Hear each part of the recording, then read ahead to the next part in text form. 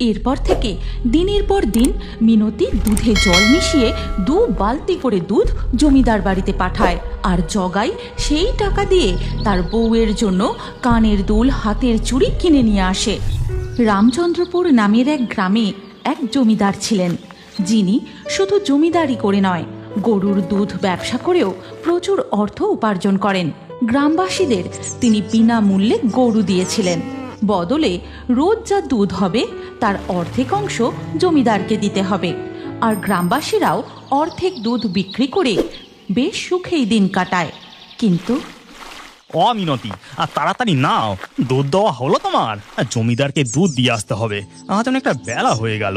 যাক বেলা হয়ে, সারাদিন গরুর জন্য খেটে খেটে হাড় মাস এক হয়ে গেল। ঘাস খাওয়াও, গা ধোয়াও, গোয়াল পরিষ্কার করো, আর গরুর অর্ধেক দুধ ওই জমিদারকে দিয়ে দাও।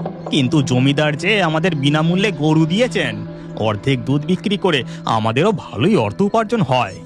অত শত জানি না বাপু, শোনো না, বলছি জমিদারকে বালতি ভর্তি দুধ না দিয়ে তাতে জল মিশিয়ে দিলে কেমন হয়? তাহলে আমাদের আরো লাভ হবে। না না, এমনটা করা উচিত হবে না। জমিদার বুঝতে পারলে আর রক্ষে নেই। এবার আমি আসি। এই কথা বলে জগাই এক বালতি দুধ নিয়ে জমিদারের বাড়ির উদ্দেশ্যে রওনা দেয়। পথে তার প্রতিবেশী ভোলার সাথে দেখা হয়। কি ভোলা, হাতে দেখছি 2 বালতি দুধ, কি ব্যাপার? আরে তেমন কিছু না, আমাদের লক্ষ্মী গরু এখন 3 বালতি করে দুধ দিচ্ছে, তাই 1 বালতি রেখে জমিদারকে বাকিটা দিয়ে দেব। 3 বালতি দুধ? বলো কি হে, জমিদারকে 2 বালতি দুধ দেওয়ার কি দরকার? 1 বালতি দিলেই তো পারো, সে তো আর দেখতে আসছে না। ভোলা আর জগাই কথা বলতে বলতে জমিদার বাড়িতে পৌঁছায়। তারপর তারা তাদের দুধের বালতি নামিয়ে রাখে। ভোলা, তুমি 2 বালতি দুধ নিয়ে এসেছো?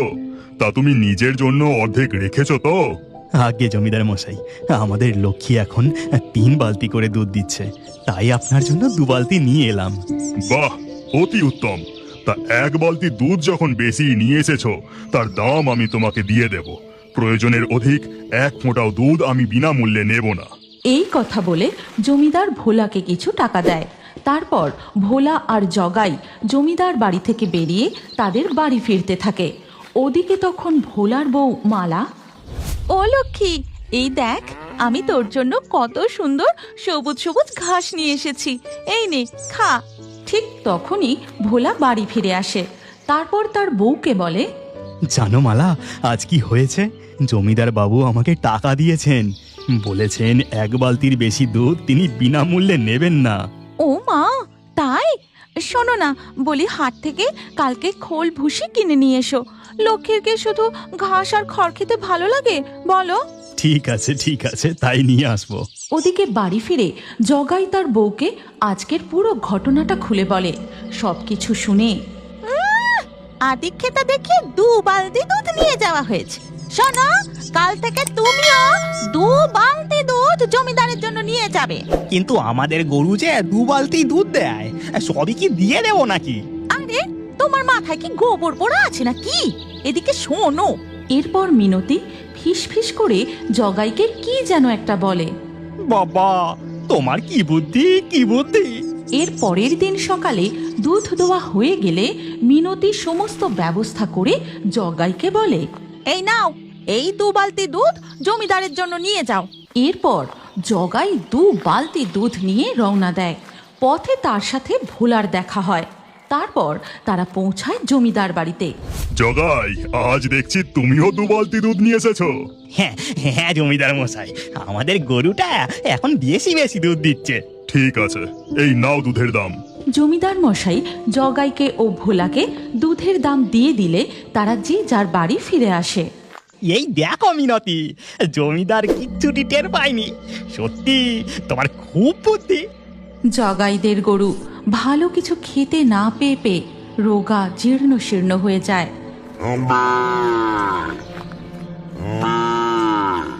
তুমি গরুটাকে কিছু খেতে দিয়েছিলে গো?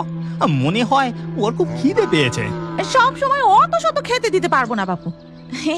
শোনো না, এবার কিন্তু আমার কানের দুল চাই চাই। ঠিক আছে ঠিক আছে, তাই দেব। এরপর থেকে দিনের পর দিন মিনতি দুধে জল মিশিয়ে 2 বালতি করে দুধ জমিদার বাড়িতে পাঠায়। আর জগাই সেই টাকা দিয়ে তার বউয়ের জন্য কানের দুল, হাতের চুড়ি কিনে নিয়ে আসে। তাদের গরুটাকে ভালো করে খেতে পর্যন্ত দেয় না, যত্ন নেয় না, ফলে তার দুধ কমে গিয়ে 1 বালতিতে দাঁড়ায়। ইয়ে কি গো গিন্নি, আজ তো শুধু 1 বালতি দুধ হলো, এবার জমিদারকেই বা কি দেব?